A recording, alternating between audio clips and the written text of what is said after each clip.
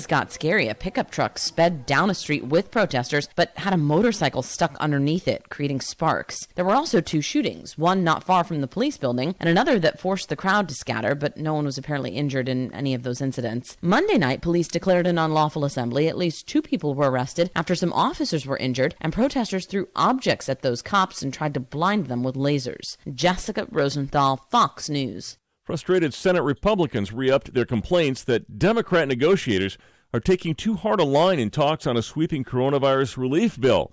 But an afternoon negotiating session brought at least modest concessions from both sides, even as an agreement appears far off. Top Democrat officials emerged from a 90-minute meeting Tuesday with Trump administration officials to declare some progress. Lawmakers may be stalled over a COVID relief bill in Washington, but on Wall Street, investors seem to think something is coming soon. They put their investment behind the belief on Wednesday, driving the markets sharply north. The Dow gained 373 points. The Nasdaq closed at another record high, up 57 and a quarter, and the S&P 500 gave investors 21 and a quarter points. For American Family News, I'm Steve Jordahl. Hey, want to go shopping later? Yeah, sure. Where you want to go? Oh, we can go to JCPenney's, Belk, Target. Whoa, wait. I was with you until you said Target. What's wrong with Target? What's wrong with Target? You mean besides the fact that they have an open-door policy that lets men into women's restrooms, that Target? Wait, what? Exactly. As a matter of fact, before we go, grab your laptop, go to afa.net, and sign the pledge to boycott Target. Okay, I'm on it. Darkness is not an affirmative force. It simply reoccupies the space vacated by the light. This is the Hamilton Corner on American Family Radio. It should be uncomfortable for a believer to live as a hypocrite. Delivering people out of the bondage of mainstream media and the philosophies of this world. God has called you and me to be his ambassadors, even in this dark moment. Let's not miss our moment. And now, the Hamilton Corner. Well, good evening, everyone. Fred Jackson sitting in for Brother Abe tonight. Always a delight to do so. Well, Brother Abe's one of my favorite programs each day, and he's taking a few days off, so we're glad to sit in for him. This is your corner of sanity in a world full of insanity. And but we're going to talk a little bit about the insanity today. I don't know if you remember some of the old movies where a traveler is entering, let's say, East Germany, which doesn't exist anymore, or communist China, or Russia, and a guy with a very fancy uniform, you know, you roll down your window and he says, "Papers, papers." Well, it was a movie, that's right. But that movie is coming to light in New York City. Mayor Bill de Blasio today announcing that they are going to stop cars coming into the city of New York, whether you're coming through the tunnel, or you're coming across the bridges. They are going to stop you and check you out. They're going to be asking you, "From whence cometh you?" All right? And they've got a list. Now, I think it's about 35 states where they say COVID is running rampant. And if you've come from one of those states, they're going to say, "Okay, we need you to fill out this form because you're going to have to quarantine for 14 days. Now, if you're a bad boy and don't tell the truth, you could be fined up to $10,000. Now, here's what's really interesting. The agency there in New York City that runs the bridges and the tunnels, traffic and all that sort of thing, he apparently didn't tell them before he made this announcement public today. So they're trying to figure out, okay, how are we going to do this? Because you start stopping cars coming through the tunnel, Lincoln Tunnel, or coming across George Washington Bridge, whatever the case may be. Can you imagine the backup and what is going to happen there? It is absolutely crazy what is going on in New York City. COVID, there's a lot going on, and that's why I've asked our reporter Chris Woodward to come in today. Chris, good to have you with us from American Family News. Yeah. And you've been covering all things COVID all the way along. There's another disturbing development on that front today. You know, we've been reporting, Chris, with regards to some medical facilities, I'm not going to say all, but some medical facilities, when they're checking how a person passes away, even though they may pass away from a existing disease beyond COVID, a car accident. I've heard reports of that. They pass away because of injuries in a car accident. They're putting, some of these medical officials are putting check marks that the person died of COVID. Correct.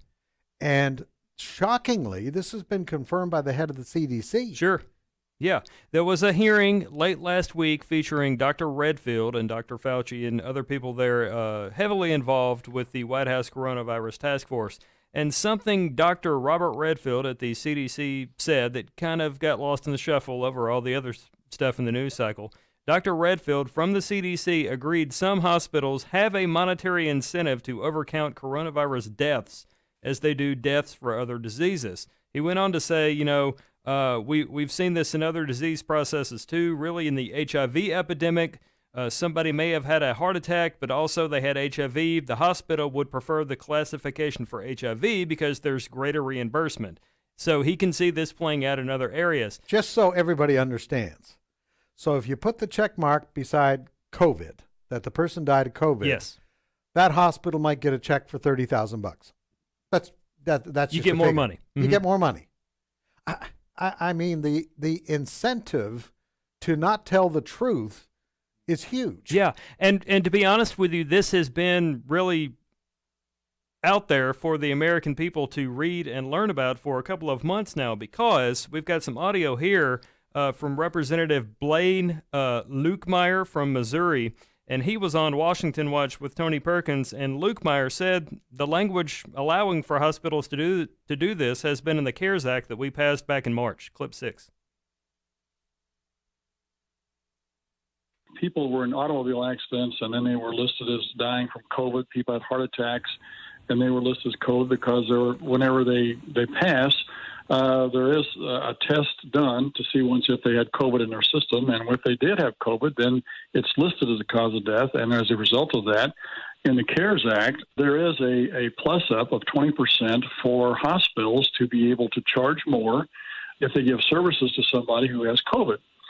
The intention there is to reimburse hospitals for the extra PPE and all the extra procedures and precautions they have to take when they come in contact with a coronavirus patient. It's not there to post-death be able for them to be able to say that they can charge somebody for having attended to them for their COVID needs, which they didn't, obviously, if it was an auto accident or heart attack. And, you know, Fred, we have been trying to get in touch with people to share stories, because we've heard from people that, you know, look, I went and got tested, but the line was too long, so I went back home or to work or wherever, and I got a letter a couple of days later saying that I had tested positive for COVID-19. We've tried to get these people to share their stories, and unfortunately, a lot of the emails or phone calls we've gotten have always been about, you know, my brother said, or I heard this from a lady while I was on vacation. Interestingly enough, we do have some audio here from somebody we all know and hear on a daily basis on American Family Radio. It's none other than Tony Perkins of Family Research Council and host of Washington Watch, saying in clip 5 here that he has a personal experience to share. I had a personal experience with this with a relative that recently passed away who had been tested for the coronavirus about 6 to 8 weeks prior to his death, and his death was actually not prompted. He had an accident, but on the death certificate, it listed COVID-19 as the reason for death. Now, what does this all mean? Is COVID fake? I'm not saying that. I know people that are sick, have been near the point of death, okay, and it's not a head cold or allergies that they're dealing with. But what it does mean is that the numbers we are hearing and seeing on a daily, sometimes hourly basis, all those things are up in the air, because we know now that people have been counting this and that as something it possibly might not have been. And really, it goes back for a couple of months. I've done some stories. Dr. Deborah Birx with the White House Coronavirus Task Force said way back in the spring, we're counting people that are dying with COVID as having died from COVID. I mean, there's just, there's already a certain degree of skepticism about what's going on here, with Dr. Fauci telling us masks are not necessary. Now masks are absolutely mandatory. Now we're into goggles. To go to the point of the false COVID reporting, I think it's the governor of Colorado has admitted, a 12%. He had to reduce the number of COVID reported deaths by 12%. Right. Because of false indicators being given because they're checking those boxes to get the money. And you had news reports out of Florida, another state that's been in the news a lot for COVID-19 cases. There were news reports there that they had like 100% positive tests. Oh, my. And then, a news outlet actually does what news outlets are supposed to do. Somebody does some digging and found out it was much lower than that, like actually in these single digits of percentage, testing positive. Yeah. Well, like I said, there's so much skepticism about this and what the agenda is behind all of this. One of the other impacts of COVID and COVID reporting, and I'm going to say it, COVID fear, and a lot of it, quite frankly, I believe, is irrational. Today we had school officials, public school officials in Chicago, saying they've changed their mind. Now, we all know the teachers union up there has been out in the streets saying we don't want to bring classes back, and I think they have a political agenda for that.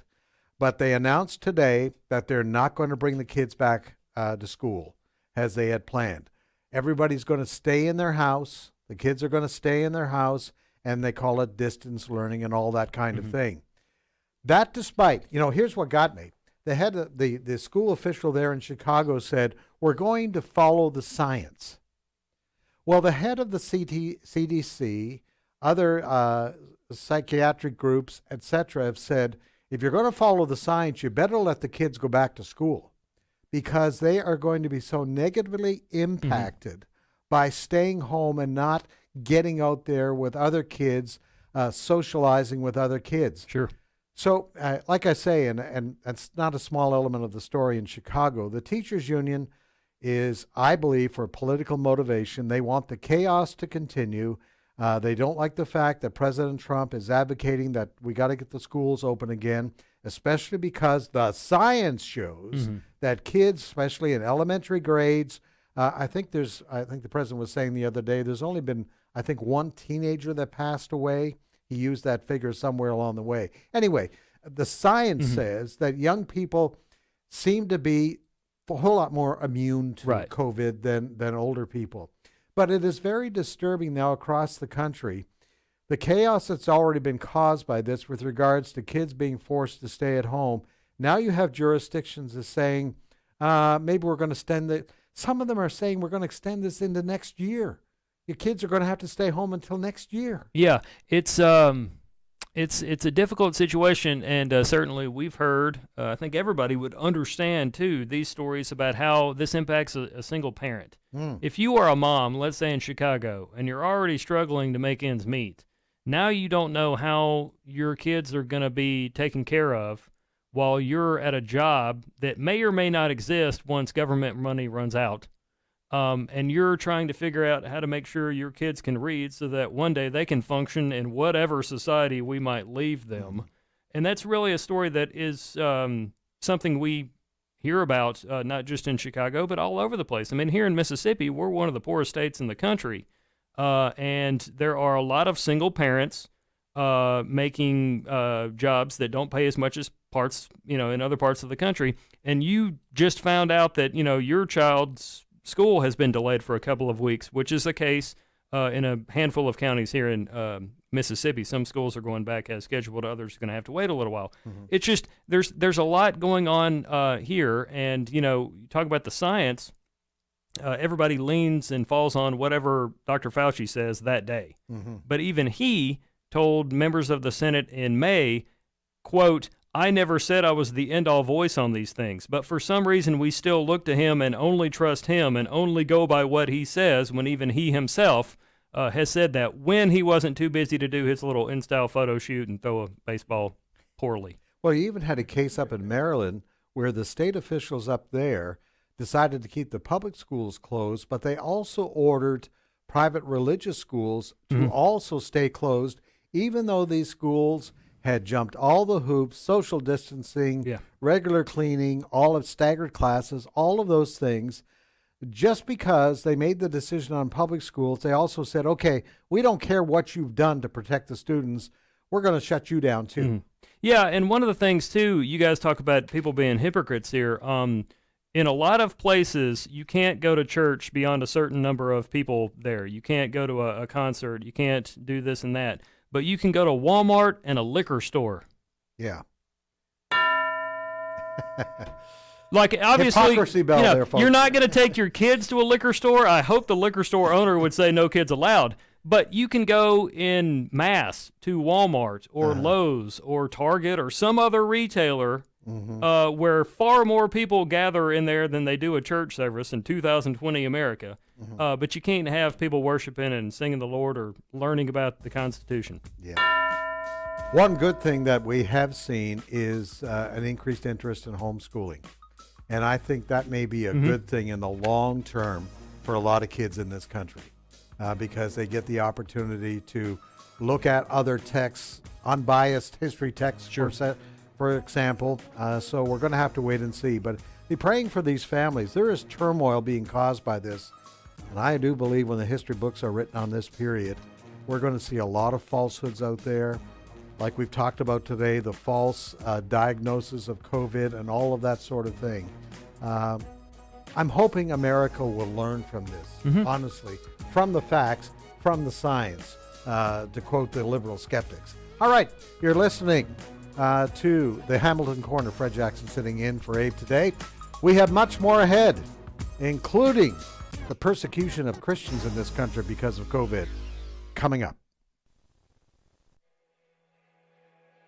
And now, your 2-minute health and prayers update from the Presidential Prayer Team, a ministry of the Pray First Radio Network.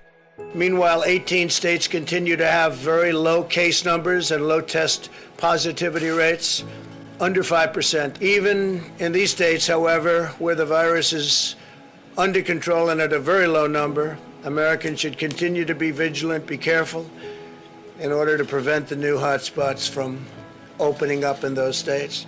To that end, I urge all Americans to continue to socially distance, wash your hands, wear a mask when you cannot avoid crowded places, and to protect the elderly. Very, very important, protect the elderly. It's much different. Young children have very strong immune systems. We've learned how strong they are. Hello, this is Jim Bolthouse, president of the Pray First Radio Network.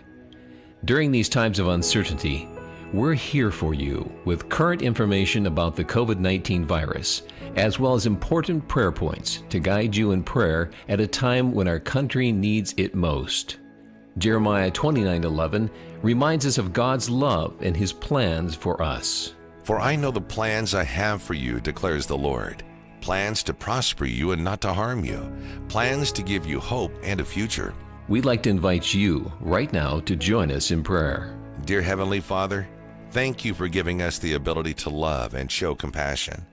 Thank you for keeping our hearts strong, no matter what challenges come our way. Thank you for showing us how to be the light in the midst of darkness. Help us to know your will and seek your guidance. We ask these things in Jesus' name. Amen. To access free prayer resources that guide you in prayer and to see updates about the COVID-19 virus, go to pausetopray.org. It's Truth for Youth Week, and whether students are in school, online, or somewhere in between, everybody needs Jesus. Let's get the Word of God to as many students as possible. First time I heard about the Truth for Youth Bible was on American Family Radio. I promised myself that I was going to give it to someone who wasn't following Jesus. The Truth for Youth Bible appeals to students with the entire New Testament and full-color comics which present the gospel and moral truths. I just want to thank you so much because after reading it, I decided to give my heart to the Lord. Revival Fires International will give one Truth for Youth Bible to every student between the ages of 13 and 18 who promises to pass it along to a friend this school year. Visit truthforyouth.com. That's truthforyouth.com. The Truth for Youth Bible inspired me and led me to Christ. That's truthforyouth.com. Help spread God's Word with the Truth for Youth Bible and AFR.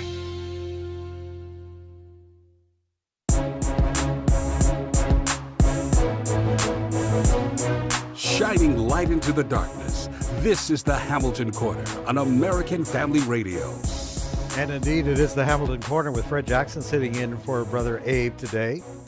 Pleasure to do so. He may have heard last night there was a Democrat primary in St. Louis. Now, the district this primary was being held has been held by a Democrat for more than 30 years. But that incumbent fell to a brand new, young African-American woman. Her name is Cori Bush.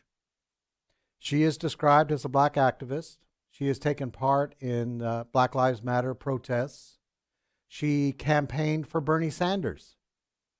And what it's being seen as another indication that the Democratic Party is really moving to the far, far, far left. Now, despite that, the Democrat leader, the person who will be at the top of the ticket, Joe Biden. Oh, by the way, you said he's not going to do a speech at the convention later this month. He's going to, I guess he'll go to the bunker. But he announced last week, despite the fact the party's moving further and further left, because it was left already, that he's got this outreach going to try to attract more religious people, even evangelicals. Now, that was met with a certain degree of skepticism by our next guest. He's a voice very well known here at American Family Radio. He's Pastor and Dr. Robert Jeffress, pastor at First Baptist Dallas, host of Pathway to Victory right here at American Family Radio, Fox News contributor. He's a man with a tight schedule, but he's joining us today. Dr. Jeffress, always good to hear from you.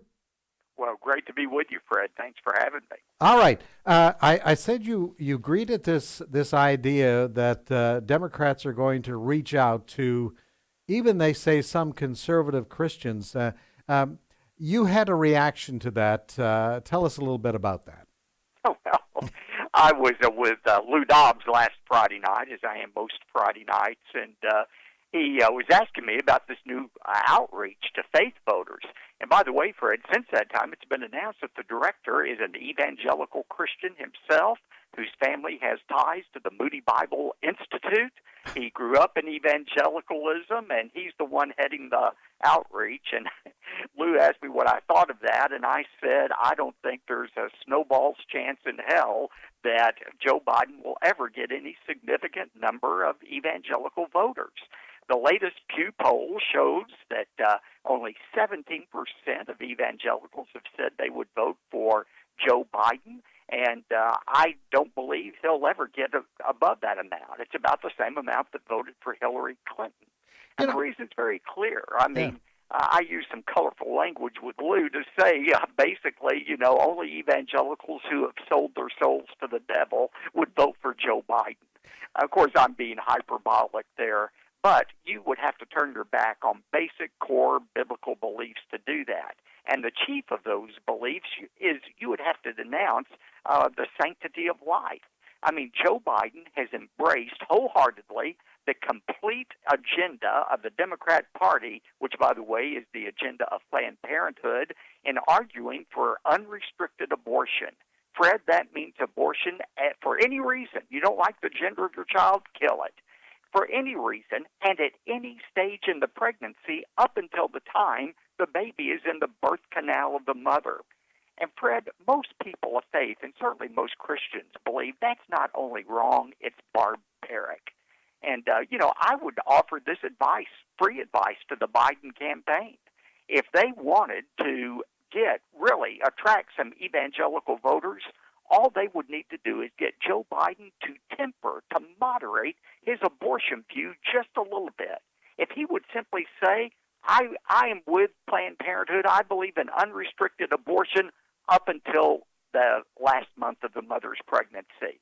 And I think we ought to ban it that last month unless the mother's life were in danger. Fred, if he would make that slight adjustment, I think he could have a shot at faith voters. But he'll never do it. And the reason he can't do it is he and the Democrat Party are completely owned by Planned Parenthood. And Planned Parenthood will never allow any restriction on the so-called right to murder children in the womb. Dr. Jeffress, I'm still trying to get my mind around how somebody who calls themselves an evangelical Christian, in their mind, in their heart, could vote for a party that endorses the wholesale slaughter of the unborn. Supposedly, a conservative evangelical Christian would know their Bible. I've just been going through book of Jeremiah and Ezekiel.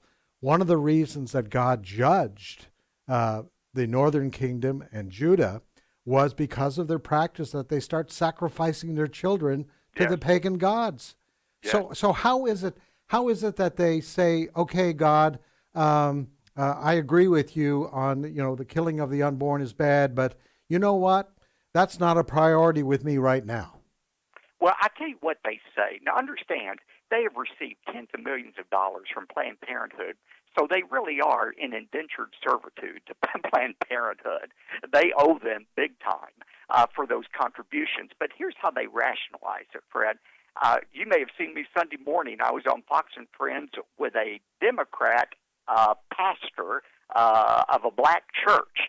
And she was saying, you just talk about life before the womb, but God cares about life after birth as well, and caring for people and providing food to the hungry and so forth and so forth.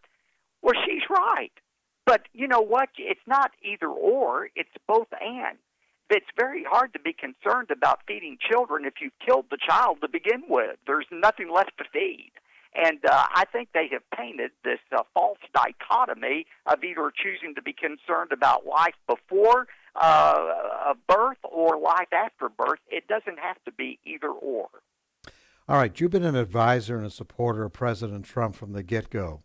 And you've seen that the attacks that this man has been under for so long. A couple of questions for you on this. The last time you talked to him, how is he doing with this battle that he's in constantly? A lot of us shake our heads, we scratch our heads, we don't know how he does it.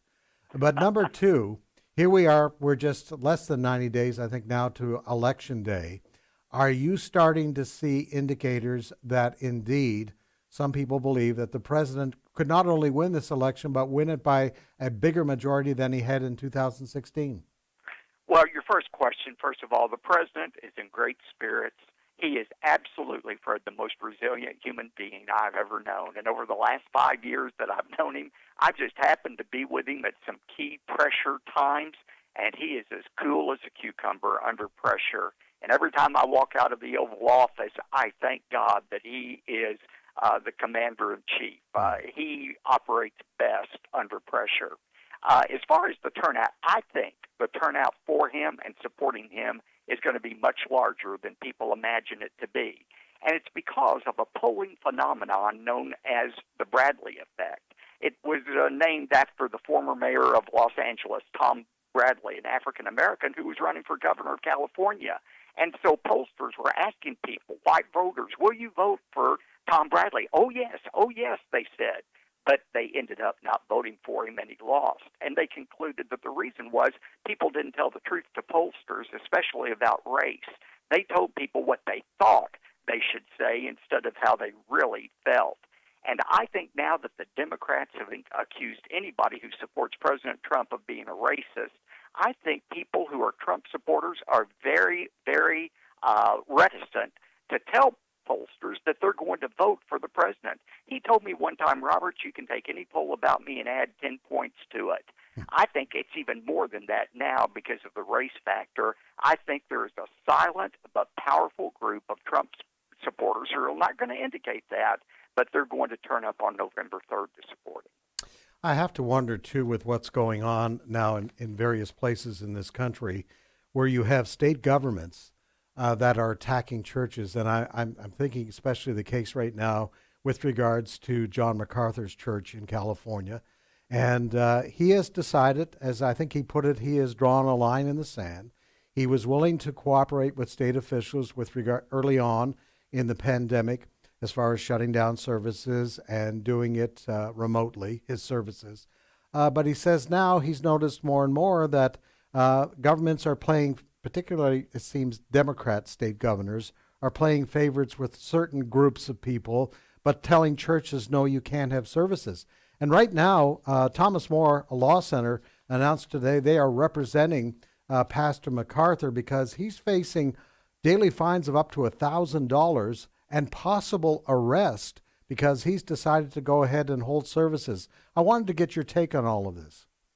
Well, look, I was talking with Shannon Breen Friday night about this very issue. And look, the fact is, in many of these Democrat-run states, they have been discriminatory against churches and saying, you know, you can go to the movies, you can go to a mall, you can go to casinos in Nevada, according to the Supreme Court, but you can't go to church. I mean, that is absolutely unconstitutional. The fact is, Fred, there is no constitutional amendment and right to go to a mall, movie theater, or casino. But the First Amendment does have a right to go to church, the free exercise of faith. And by the way, it's the very same First Amendment that protects the right to protest. That's what infuriates me, that these liberal mayors and governors are saying, now, if you're in the street protesting, especially against police, you can be out there with or without masks screaming at the top of your lungs. But in California, 50 of you can't get together in a church and sing a hymn to God, even if you have a mask on your face. I mean, that is absolutely absurd. And I think in cases like this, every church has to decide what's best for it. But I applaud John MacArthur in doing what he's doing. Acts 5:29 says when there's a conflict between man's law and God's law, we must obey God rather than men. How have you been handling there at First Baptist Dallas? Yeah, of course, we've got a very faith-friendly governor, so we're in a different situation than in California. But we opened up on June the 7th, and we opened up at about 20% capacity, and we're moving up to 40% capacity. We exceeded that when the vice president came to speak at the end of June. But we're being very cautious about it. We strongly encourage masks. There's nothing unconstitutional about asking people to wear a mask. That's the smart thing to do, not because of what it does for you, but what it does to protect others. So we encourage the mask. We encourage the social distancing, but we are open. We are singing. We have our choir and orchestra every Sunday morning, and we have not had a problem. Been talking with Dr. Robert Jeffress, as I say, host of Pathway to Victory here at American Family Radio. Always a delight, Pastor Jeffress. Keep on preaching it, brother, and keep on praying for this nation and praying for the president. Well, I will, and thank you for what you're doing at American Family Radio. You are a light in the darkness. Thank you so much, Pastor Robert Jeffress. Thank you so much. Hey, listen, we are at a time, and I keep talking to people. Folks, what you're seeing going on in this country right now, and Jeff, like your comment on this, it's really a manifestation of spiritual warfare. I honestly do believe this because people are taking advantage of what's going on, the pandemic. They're taking advantage of what we saw in Minneapolis with the death of George Floyd, and there's new details coming out on that. But they're taking advantage of that, and I think you're seeing a manifestation the way, and we were talking about the way some states are coming down on churches, can't hold church services, but you can go to a casino. I really do believe this is part of a very aggressive spiritual warfare in this country. I absolutely agree. When this first came out, all we heard was about flattening the curve, flattening the curve. Right. And I think it's time that we get serious about flattening the fear. Yes. The Bible talks a lot about surrendering to fear, and that's.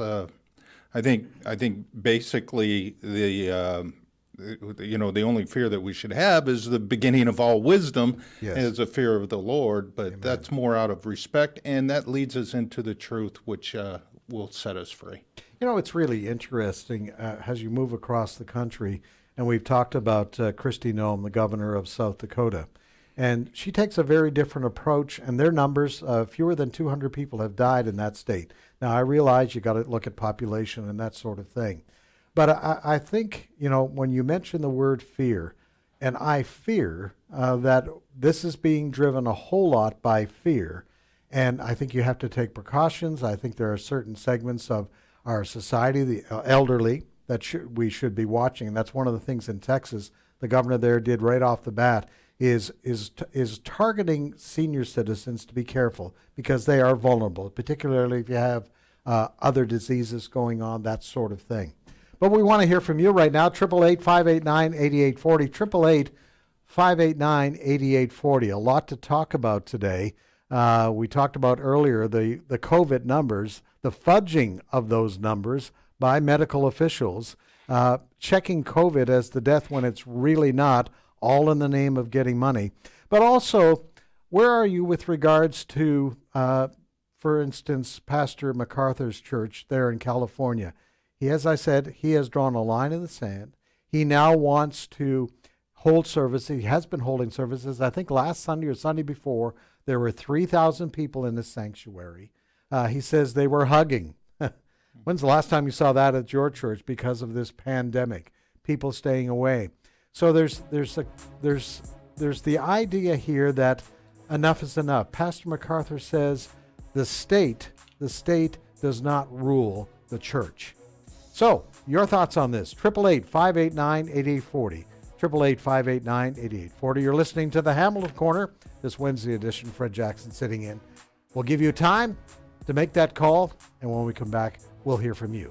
888-589-8840. We're back with the Hamilton Corner in just a few moments.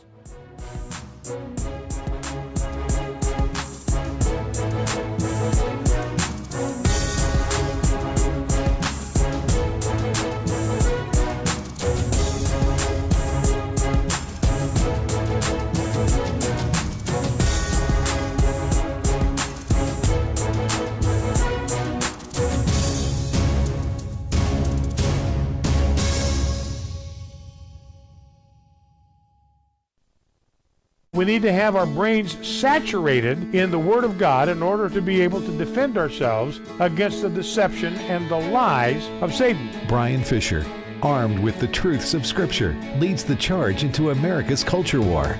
We need to be people that are immersed in the book, that know the book. Why? Because this is a book of truth. Listen weekday afternoons at 1 Central. It's Focal Point with Brian Fisher on American Family Radio. The world in word pictures viewed through the love of Christ. Some of the people that I met, there was no way in the world we could meet with any Christians in North Korea. That would have been a death sentence for them. And so it was in northern Manchuria where they had escaped. And the story from all of them was that 3 generations of their families were wiped out if they were even caught with the Bible. The cruelty is just incomprehensible. Listen to Sandy Rios weekday mornings at 7 Central on American Family Radio. A new religion. This is David Wheaton, host of The Christian Worldview. What is unfolding before our eyes is a new secular religion. For all its claims of inclusivity, this new faith is deeply intolerant. One of Puritan theology's core tenets is innate depravity. The woke faith preaches an updated version. America's original sin is white supremacy. So writes Catherine Kirsten, our guest this past weekend.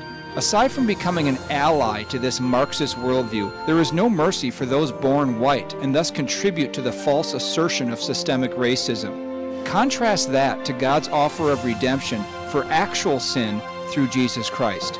Hear an interview with Catherine Kirsten at thechristianworldview.org, and then tune in this weekend for a discussion between Christian pastor Alistair Begg and religious Jew Dennis Prager. Listen to The Christian Worldview with David Wheaton, Saturday mornings at 8 Central on American Family Radio. Hello, Americans. I'm Todd Starnes with news and commentary next. My goal as a teacher is to impart knowledge and then be able then for them to take it and turn it into wisdom. As we teach, I think, okay, 5 years down the road, how will the material that I am teaching them really affect their lives and their careers? Hi, Todd Starnes here. Truett offers biblically centered degree programs. Check out truett.edu/Starnes. High school athletes in Western North Carolina will be allowed to disrespect the national anthem by taking a knee. Television station WLOS reports that Asheville City Schools will consider such disrespect as a form of silent expression. There was a time in American history when public schools taught children to love their country and respect our customs and traditions, but those days are long gone. A school spokesperson said they place a great value these days on the thoughts and feelings of their students. Thoughts and feelings. When I was in public school, the coaches didn't care about our thoughts or feelings. They cared about right and wrong. My uncle was a beloved football coach, Baptist church deacon in South Carolina. The stadium is named in his honor. He was a Marine, took a bullet at Iwo Jima. And I can assure you, if any player on the Travelers Rest High School Devil Dogs took a knee, there would have been a come-to-Jesus moment on the football field. I'm Todd Starnes.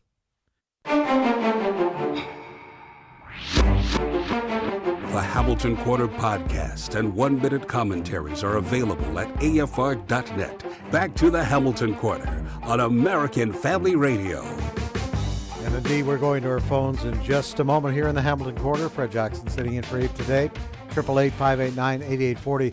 Just before we went to that break, we were talking about the element of fear in this pandemic. One of the things that's driving fear also, Jeff, is the deliberate misinterpretation of the numbers. Mm-hmm. How many times have you heard over the last several weeks from the left-wing media about, cases in the United States going up? That's true. That is true. But the reason the cases are going up and you're seeing that climbing is because we're testing millions of people. We are testing on a population ratio size far more than any country in the world. So obviously the number of cases are going to go up. Laura Ingraham on Fox last night did a terrific job.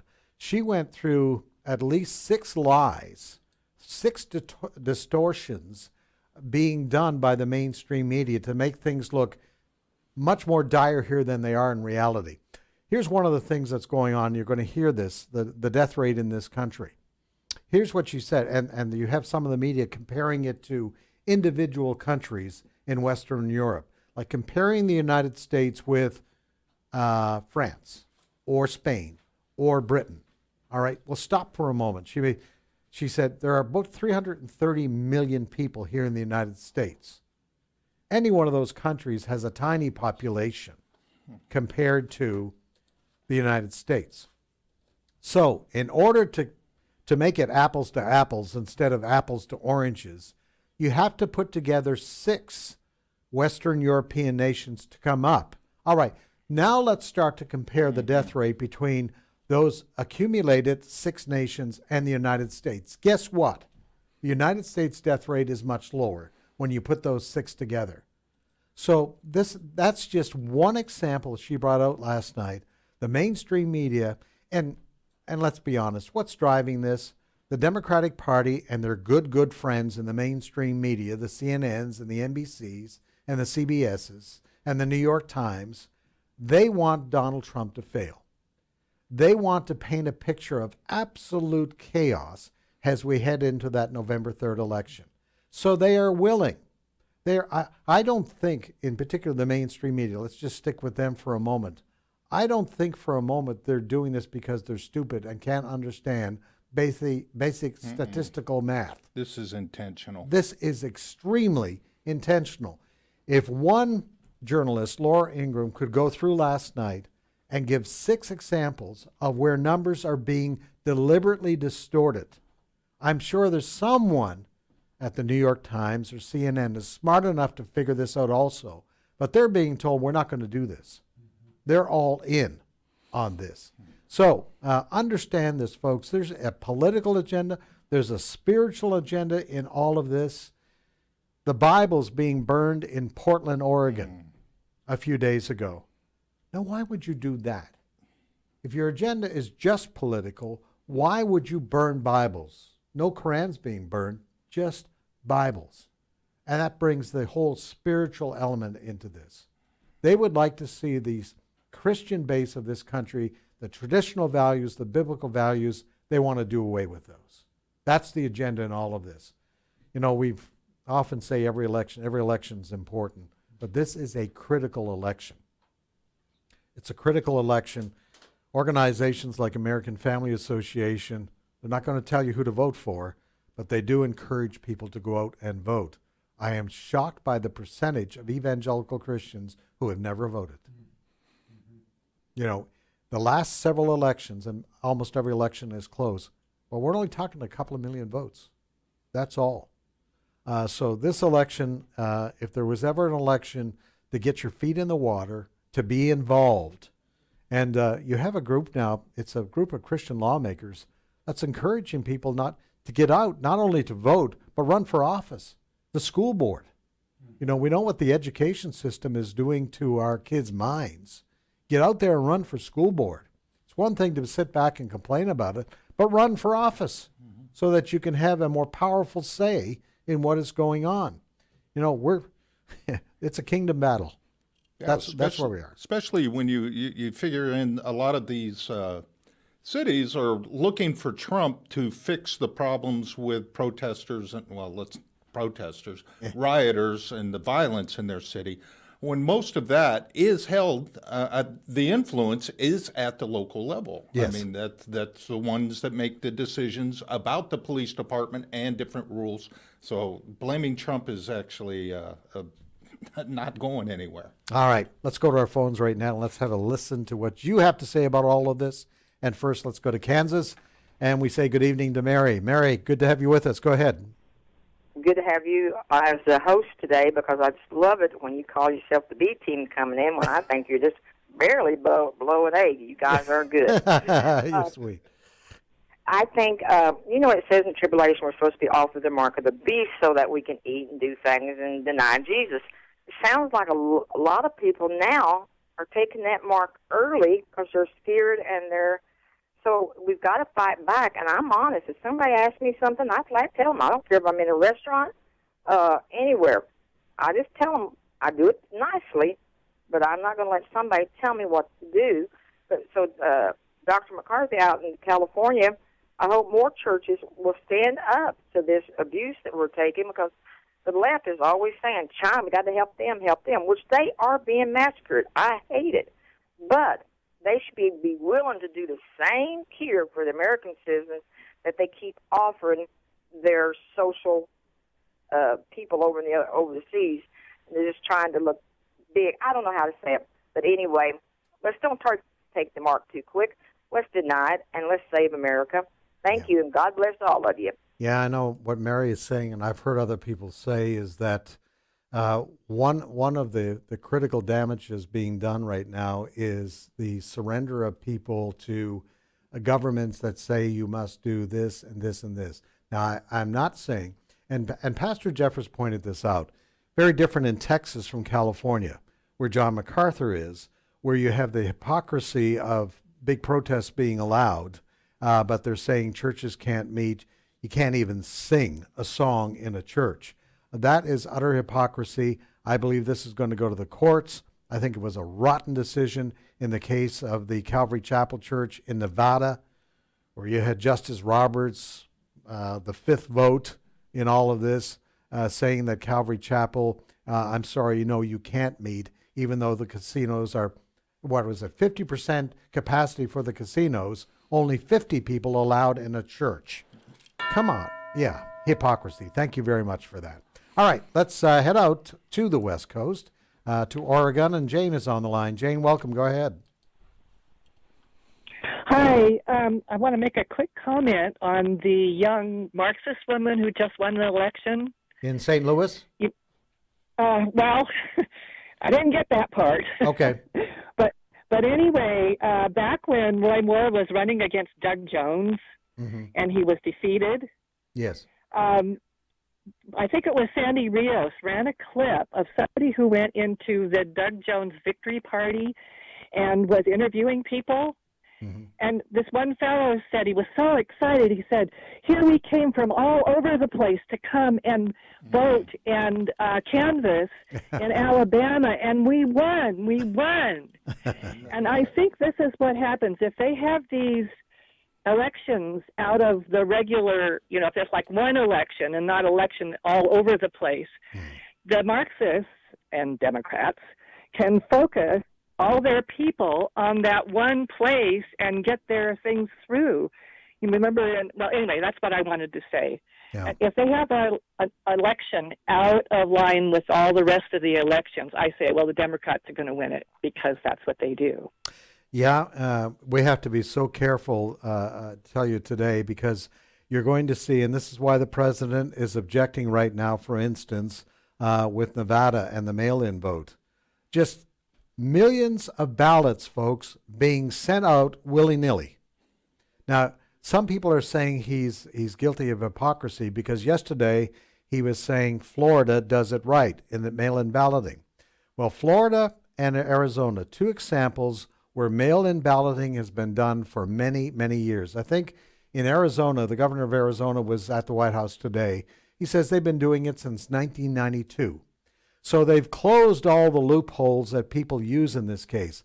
But you take Nevada, where the voting starts within 60 days, all right, 60 days from now. They're not ready for this. And you're going to have chaos. The president is right. You're going to have chaos on election night when they say, well, we still have 10,000 ballots that haven't come in. And the post office can't handle this. I mean, that's what it's going to be. So we're going to have to delay the results for a week, for 2 weeks, for 2 months. Absolute chaos. And that's what the president's talking about. These states who have never done the mail-in balloting. And please, there is a difference between absentee balloting, a difference. Absentee ballot, you have to, particularly you, the individual, have to apply to do that. All right? There is a difference. Mail-in balloting, there might be 2 ballots in every envelope. You know, and there's no verification on signatures, folks. Anybody can sign this thing. So that's why the president is fighting this. And it has nothing to do with trying to, what is it the liberals say, disenfranchise voters. No. Listen, Eric Holder, the former attorney general under Barack Obama, it's almost his full-time job right now to be out there preaching voter fraud, voter fraud, voter fraud, voter fraud. And that's another one of the tactics being used by the left right now. So be very careful about this, folks, as to understanding when you hear that some people are being disenfranchised. Listen, even in the midst of the pandemic, you've got to go and renew your license or get a passport. Yeah. You got to go somewhere to get a picture taken. Come on. Let's stop trying to fool people into believing that because of the pandemic, I got to stay home to vote or I will not move out of my house. I'm sorry. I'm not buying that at all. And neither is the president. All right, let's go to Georgia. Say good evening to Sandra. Go ahead, Sandra. Yes. Go ahead. Hey, so I have a question about my church. Okay. They haven't started. Of course, I'm in Georgia, where our governor is amazing and opened everything back up. Mm-hmm. But our church specifically has not opened back up yet. Mm-hmm. And as a layperson, is there something that I can say to my pastor? I am so heartbroken, upset. I need my people. I don't know what to say. I feel like I should say something to my pastor, but I don't know what to do. Hey, listen, first of all, I applaud you for wanting to go to your pastor with this. That's a good thing. I don't know your particular situation. I don't know the size of your church. There's a lot of variables in all of this. I can tell you there are some churches I still, I understand perhaps they have 70% of people that are over 60. There may be the legitimate concern about existing health conditions and all of that sort of thing. So every church has to, and I think Pastor Jeffress was saying this a moment ago, each church has to make their own decision. But I feel for you, Sandra, because I think there are millions of Americans that feel the same way, Christians across this country. They miss being with fellow Christians. That's such an important part of what we do. I think I was saying when Pastor MacArthur opened up once again, there were 3,000 at a service. They hugged each other. That's the kind of fellowship that we need, particularly at a time that we are in this country when there is so much fear. So, Sandra, I would go. The best advice I can give you right now is go and have a sit down with your pastor and see what his reasons are right now for not holding services. But Sandra, I do applaud you. You have the right idea. Go have a chat with your pastor. All right. Think we can squeeze in one more call, guys? All right. Let's try to do that. In Virginia, we have Kathy. Kathy, go ahead. Hi. My question tonight, or my comment tonight, is about the pastor in California. And my hats off to him, because I used to live in California years ago, back in the 80s. And California can get a little crazy, but this man, I don't know, 3,000 people, and I understand the hugging, because when my church opened back up, it was like these people I hadn't seen in months. And yes, Yeah. I love to hug them. Yeah. And you miss that. I miss that with people I work with. Still can't hug them. I know. But I do. I understand, and it is crazy. Absolutely. Well, Kathy, we thank you for your call. Be praying for Pastor MacArthur. Like I was saying a few moments ago, he is now facing, from the state, he's got a cease and desist letter. He's now facing fines of up to $1,000 a day and possible arrest. This is a story to watch. This is an incident. Certainly we need to be on our knees and praying for Pastor MacArthur and for this nation right now. Jeff, as you were saying, we cannot be driven by fear as Christians. We have to have faith. Amen. Been good to be with you today. God bless you this evening. And as you go out, point people to Jesus Christ. He is the answer. You have a good night. The views and opinions expressed in this broadcast may not necessarily reflect those of the American Family Association or American Family Radio. Faith, family, freedom. American Family Radio. All God asks of you is faithfulness. Headlines in USA Today. Did you see it this morning? All the odds against us. Faithfulness is the word.